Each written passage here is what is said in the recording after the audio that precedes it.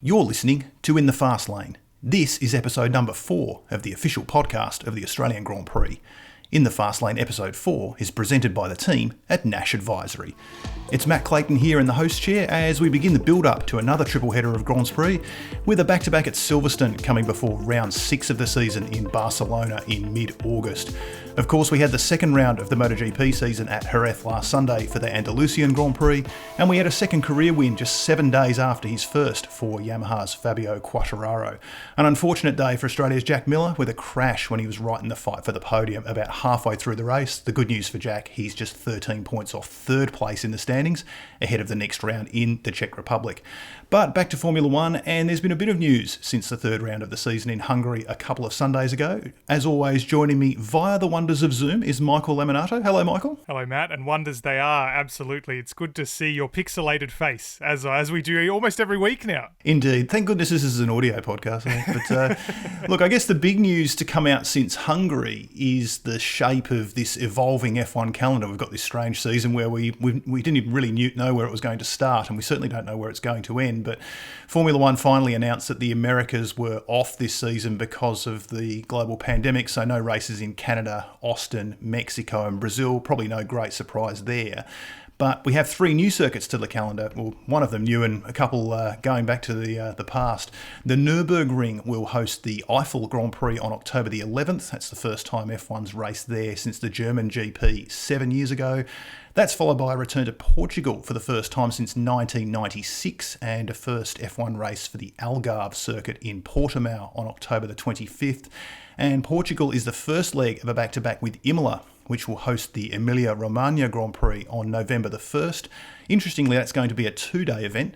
Details on how that's actually going to be run are still to come, but it's the first time F1's been to Imola since 2006. Michael, something to look forward to all 3 of those circuits, I think, isn't there? Yeah, some exciting tracks, also some just exciting names for Grand Prix. I'm liking the variety of names so far this season. The Eiffel Grand Prix could throw some people, and Emilia-Romagna, just a nice sounding name. And of course, Imola, it feels like every year for the last, since Imola dropped off the calendar, we've been hearing from the owners of that circuit saying that they're going to be back on the calendar next year.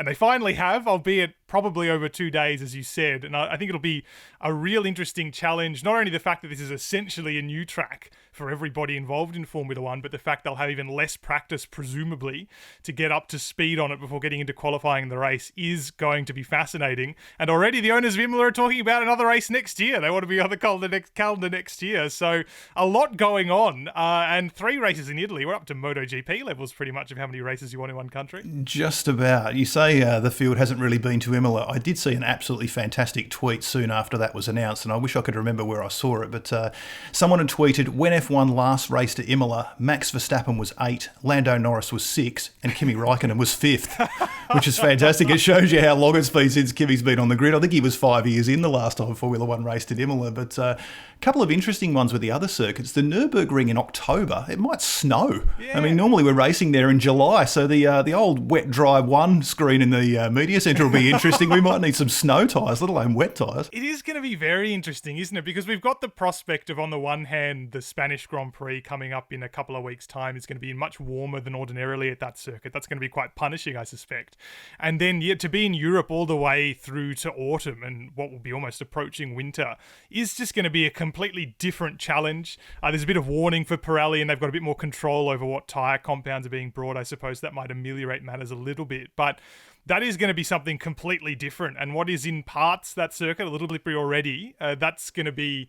It's going to be interesting to say the least, I think. And, we know Formula One drivers do love complaining about tyres. I suspect there's just going to be another great excuse for them. Yeah, absolutely. Pack the thermals for the Nürburgring. But the Algarve's an interesting one for me. Now, F1 tested there about 12 years ago, which most people forget. Fantastic little track. I mean, we've seen it used in World Superbikes. Very undulating circuit, I think, should be quite a bit of fun for these guys. And it's something I almost think, it's going to be almost too much of a good thing. And I think this is a particularly good example of it, the Portuguese circuit, because it's so much, I know it's sort of nebulous when we say it's a classic track, a European track, but it feels like this sort of circuit really embodies that. And I feel like we're going to go there, hopefully it'll be a good race. You never do know. A new track normally does present sort of an interesting race. And there's a risk we may not go back there next year if we get a regular fulsome calendar. And I feel like we're really going to miss that. And we're going to miss the likes of, Mugello, and let's not say Imola because they want to come on the calendar next year. But we're going to have this dose of this classic Formula One that I think a lot of people have been crying out for, rightly or wrongly. It's up to you whether or not you agree with that. But it's just, it's going to be a really great addition. I do kind of hope that we do see these tracks pop up, maybe not every year if that's not possible, but every now and then, just to get that variety in. Well, look, we might need a 35 race season if we're going to get all these tracks in, but that's all very much for the future. Back to back. Absolutely, every single weekend of the year. But look, that's all for the future, but I think our focus today is more to look back at the 3 F1 races we've already had this season, what they tell us about what might be the story of what's to come for however long we're going to 2020 and where in the world that we eventually go. To help us do that, we're going to chat with this week's special guest, 13-time Grand Prix winner, David Coulthard. Before we get to DC, a word from our friends at Nash Advisory. Nash Advisory are specialists in selling businesses. If you make more than $1 million in profit a year and are looking to sell your business, Nash Advisory can help you achieve the best sale price through their global network of buyers. For more, visit their website at nashadvisory.com.au. Nash Advisory, experts in selling your business.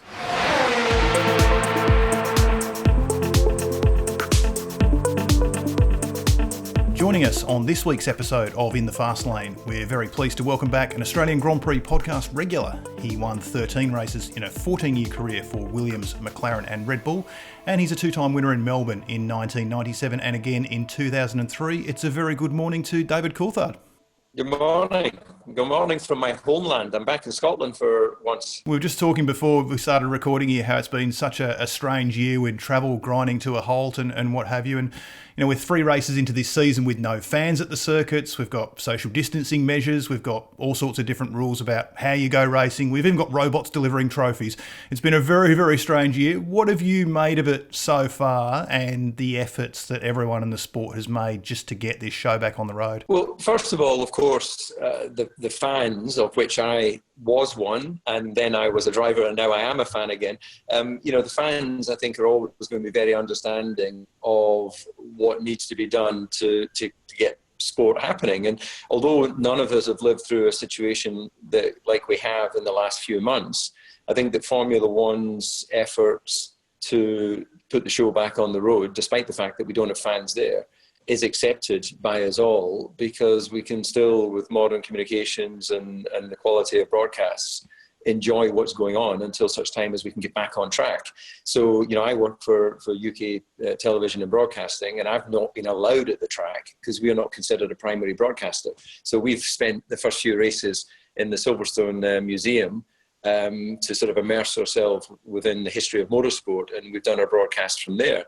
And although it felt a bit strange at the first one, by race 3, I was thinking, hey, if I never go back to the track again, it's probably not a bad thing, because we can really focus and not be distracted on what's going on. But of course, we need to be at the track to have our finger on the pulse of the real stories. So, as the season unfolds, we'll be on track at Silverstone for the British Grand Prix as a normal broadcaster. So looking forward to that. Yeah, very much so. I think it's interesting, the viewing experience for so many of us this year and how your brain adjusts, but I'm sure you'll be in a different space come Friday when the cars roll out. DC, we wanted to play a bit of a game with you for today's podcast called Fact or Fiction, where we're going to pick your brain about what the first few races have told us about this season and what's real and what isn't. Are you up for a good podcast gimmick? Oh, love a game. Let's go. All right, let's go. Let's first one. So we know that Lewis Hamilton only leads the World Championship by 5 points, but the manner of his last 2 weekends, that incredible wet pole in Austria, he completely dominated in Hungary, which begs the question, fact or fiction, is it up to Valtteri Bottas to save this Formula One season? I think yes is the answer. I think that's a fact. It lies in his hands. At the moment, there isn't a car package that is strong enough to consistently, I think, beat Mercedes. I would be very surprised if they win all the races because the racing gods tend to get involved at some point, but they certainly look as dominant as they have done over the last few years with the package they have. And yeah, it's one of the quirks of motorsports, isn't it? That although we celebrate the world champion, in many cases, his biggest competitor And sometimes his only competitor really is his teammate because he's the only person with the same car. But that's part of the quirk of being involved in an engineering sport, which, it's human and machine coming together to try and achieve great performance. It's been a pretty sweet season for Mercedes, obviously, and it looks like there'll be very, very little in the way from that team claiming the Constructors' title, and we'll wait and see if Valtteri can stop Lewis from claiming the Drivers' Championship. But on the other end of the happiness spectrum, I suppose, is Ferrari. Not a great start to the season, not much of an outlook. So, DC, fact or fiction, Ferrari will go winless until 2022. Well, I look, they're in it, so they can win it. You always get these unusual Grand Prix occasionally where someone comes through. But I do think there's more likelihood of a Racing Point winning a Grand Prix this year than a Ferrari. Is if we're going to have a quirky race where weather plays a part and the two Mercedes run into each other and Red Bull have a problem, I think next up is Racing Point rather than Ferrari. So I think that this year they're going to struggle to get a victory.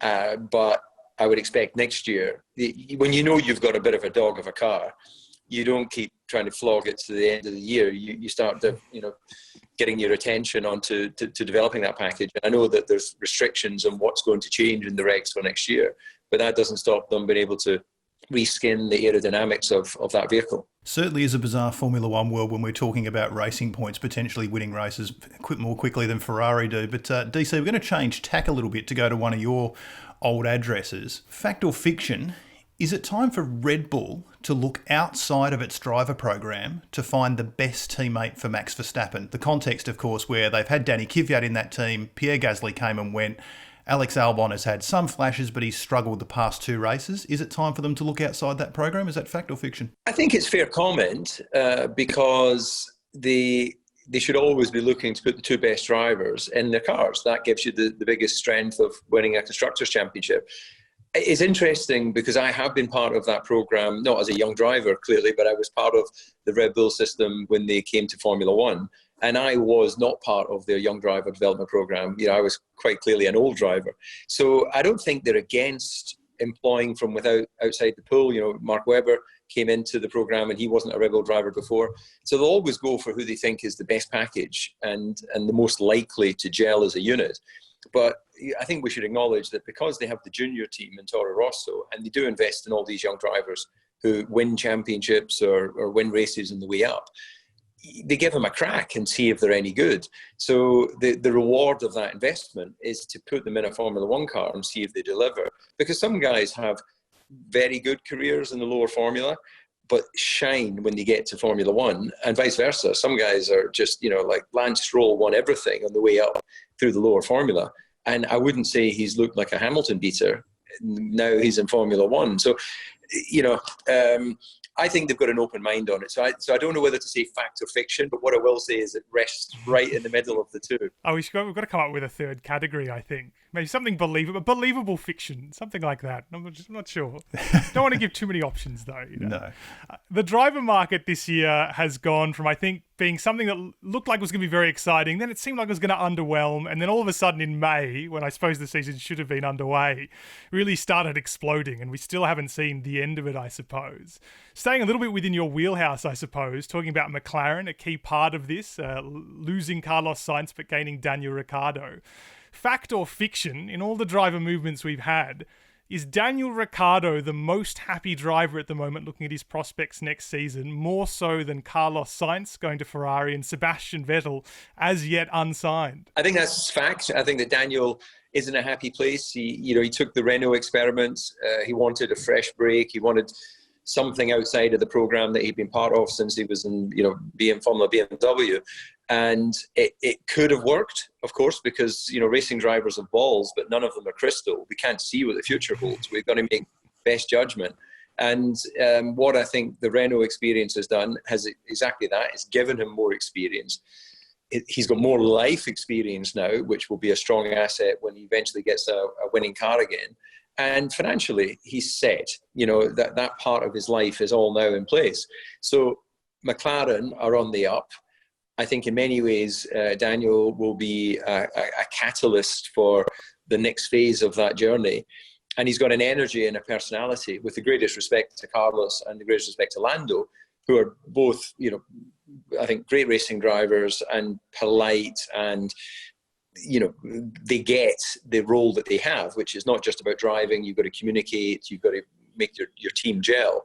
But I think Daniel is one of those few drivers who has a sort of, what's the Tasmanian devil type energy to sweeping people up into, and maybe, sorry, that's a bad expression down under, just to use that, apologies. But what I mean is, he lights up a room. He brings an energy, and he's got commitment behind the steering wheel. He's one of the best racers out there. And I think McLaren will go, whoa, hold on a minute. We thought our sails were full of winds, but we've got Daniel Ricciardo now, and he'll just scoop him up and take him to the next level. Which leads us to a nice segue, DC, with Renault and McLaren, the two teams that Daniel Ricciardo is racing for this year and next year. Looking at Renault, a fact or fiction for you, Fernando Alonso can be patient enough next season to wait for Renault's attempt to make a big step for 2022. Do you think that's fact or fiction based on Fernando's career and the fact that he's been out of it for a little while? Yeah, I think it's fiction. I don't think Fernando's got the patience. I think he wants to win now. And he's another one of the drivers like Daniel who's got a different energy. It's not quite maybe the bubbly, smiley, energy that Daniel has, but he's got he's got this need to be surrounded by the best people and to feel that they're all performing at the highest level. So I think that's why Fernando has been a little bit divisive in his career, if I can say it like that, with the teams he's driven for. He falls in love with them. He does great romance and he really delivers behind the wheel. But the minute he doesn't think that the team is, keeping their part of the bargain or their part of the marriage, he divorces, and he divorces by not arguing over the house. He just blows it up and then leaves the debris. So I think that he'll know this is his last crack at it.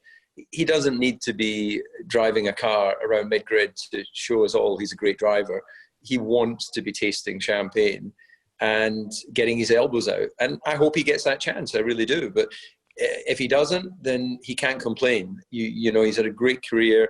Maybe hasn't got the world titles and the victories that his name or his talent would have deserved. But you're also a result of your own choices. And he has been quite aggressive sometimes in choosing where he goes and why he goes there. Well, Fernando Alonso's managed to find himself back in Formula One. One man is trying to keep himself here.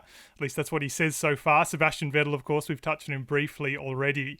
I've got a bit of a double barrel fact or fiction for you. First of all, Sebastian Vettel, will he be racing in pink next year? Maybe he's just put his Ferrari overalls in the wash on the wrong setting. And second, related to that, of course, is this a year for team owners to break bad news to their driving sons as a result? Yeah. Well, God, that is a good one. It's just so difficult to try and put yourself inside the mind of that team right now, because Racing Point are on the way up and it's part of a cycle of ownership and investment. They're building a new factory. But Formula One is a fickle business. And, what is the true sign of greatness is not winning a Grand Prix or having a good season. It's being consistently able to deliver. And that's where someone like a Lewis Hamilton has been exceptional over his career, or any of the greats that you want to bring out from the past. They've had a consistency of performance as a driver, and teams as well. Every team will have a little bit of a up and down, but those that are able to, and I think Red Bull are a good example of that, or Mercedes over the last few years, have themselves always within a crack of winning races.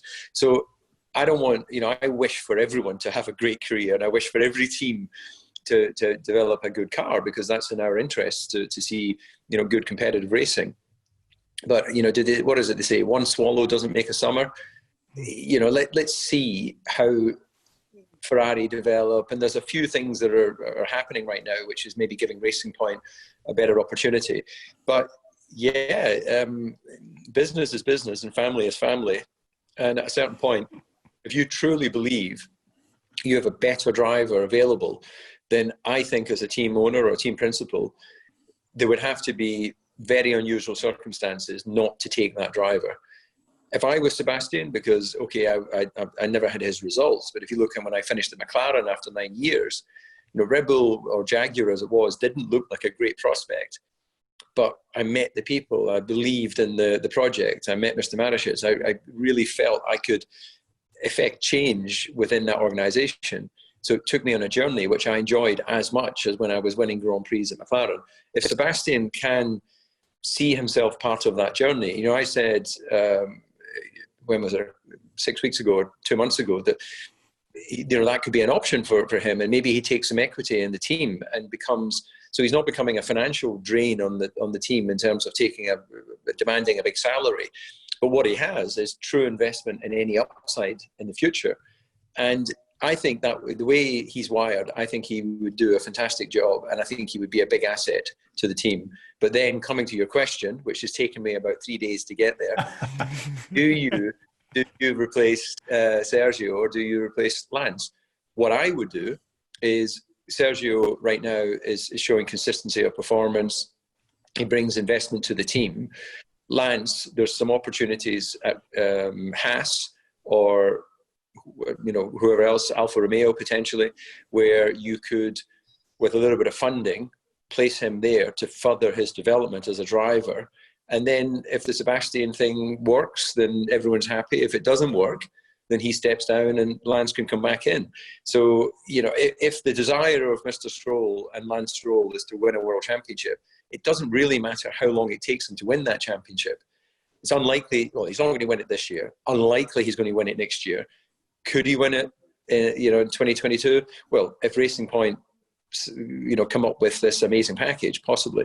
So I would see it maybe a little bit like Toro Rosso. If I was Aston Martin Racing, as they'll be called, I would place maybe one of the drivers somewhere else. And that's knowledge that he's bringing back to your team as well. Be a very interesting conversation to have with your own son, DC. When you're running Coulthard GP in about 12 years' time, and your young bloke's the hot young guy, but there's a 4-time world champion that's waiting in the wings, we'll have to come back to this answer to see if you stick to it. Yeah, absolutely. You can challenge me on it. Let's stick with Racing Point for the next one. Given the success they've had this year and the way they have achieved that, fact or fiction, do you think F1 teams will be more likely to follow Racing Point's route of, shall we say, reproducing the best car on the grid rather than coming up with their own solutions and innovations? I think it's worked for them this year, and they have a clear, close relationship with Mercedes.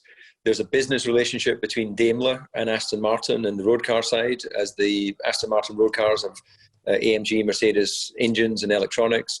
So this is a much bigger picture relationship that they have than just pure motor racing. The days of enthusiastic, wealthy individuals starting racing teams and, having a car put together in a garage and having a bash are long behind them. Formula One now is at a technological level that the FIA have had to, and the governing body have had to allow a certain amount of sharing of technology and sharing of parts, and then trying to drive down the costs.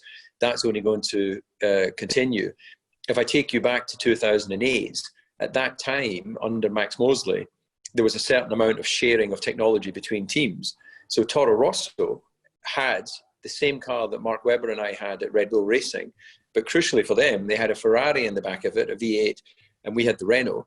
And at that time, the Ferrari had more power than the Renault. So every circuit we went to, could Mark this, and you can ask Mark about this, it caused us great frustration because we were the big team and they were the small development team. They were able to run more downforce at every track because they had more power. So more downforce makes the driver happy because you've got more stability in the corners. And then eventually Sebastian won the Italian Grand Prix, and Mark and I didn't win a race that year. So what happened then is Formula One said, okay, we can't do that, because what will happen is you'll have 2 Ferrari teams, 2 Mercedes teams, 2 Red Bull teams, and what it will do is it will just put out of business your Williams and your other privateer teams. So again, sorry, I'm getting slightly off track, but I just think that Racing Point should take as much as they can within the regulations. And I see them now as pretty much a Mercedes junior team, because Toto and Lawrence Stroll are friends, business associates, and businessmen at the end of the day, and they see the common sense in doing that. And finally, DC, looking forward to this season in a more immediate sense. We've had a couple more races confirmed on the calendar now at Nürburgring, one in Portugal. And I want to talk particularly about Imola because there's this prospect that we might have only a 2-day weekend there rather than the regular 3-day weekend, which I think is going to be fascinating considering there's virtually no experience of that circuit in a contemporary sense. It'll be brand new for everyone. So fact or fiction, will F1 be better off for having less practice? I think that Formula One is a finely tuned machine. And I have this belief based on my career that I've never found another driver who said, no, DC, you're wrong. That basically, when you go to a new circuit, within 10 laps, you've done a lap time that, largely speaking, represents your anchor, your base understanding of that racetrack.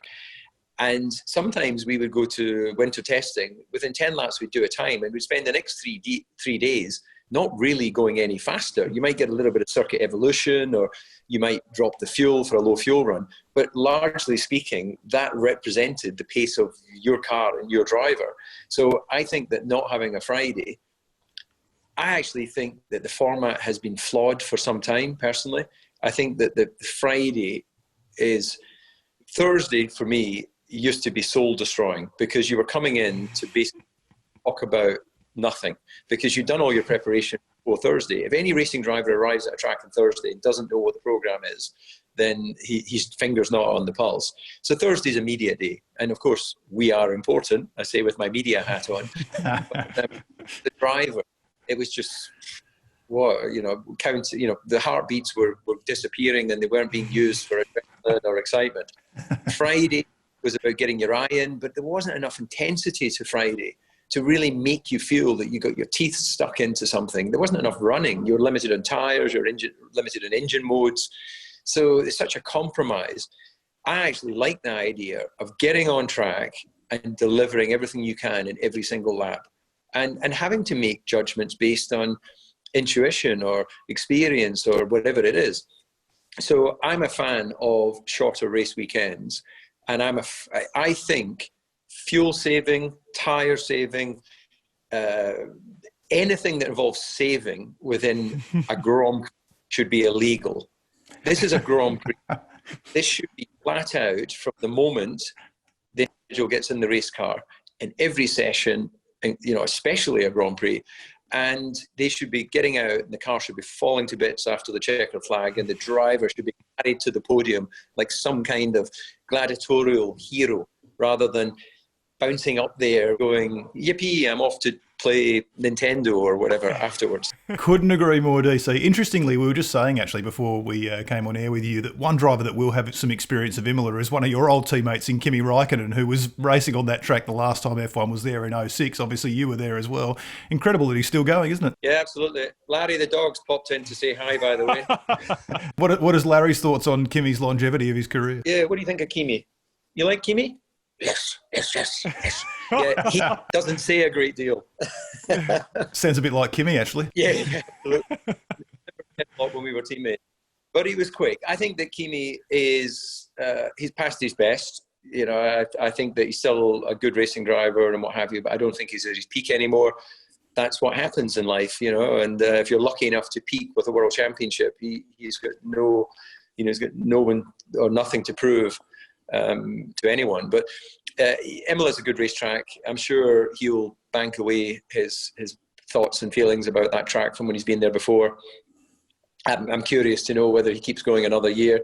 Personally, I think that all good things come to an end, and it's maybe time for a fresh young charger coming in. Well, that remains to be seen for the future, DC. But in the meantime, look, it's been terrific to catch up with you and Larry, of course. Really appreciate your insights, and make sure you stay safe and enjoy actually being trackside this weekend. And thanks so much for joining us on the podcast. Yeah, I appreciate that. I'll be not quite shoulder to shoulder with Mark Webber because obviously we have to social distance, but looking forward to his turn of phrase and just his insight as well. I sometimes forget that I'm supposed to be contributing to the show when he's coming away with all these Aussieisms, all these Australian ways of delivering the opinion on drivers and things, and then they'll look at me and I'll be thinking, oh, I'm supposed to say something as well.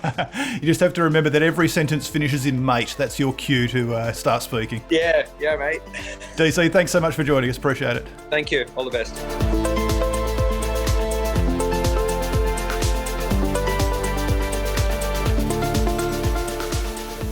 That's all for this episode of In the Fast Lane. Thanks for joining us, and a big thanks to this week's guest, David Coulthard.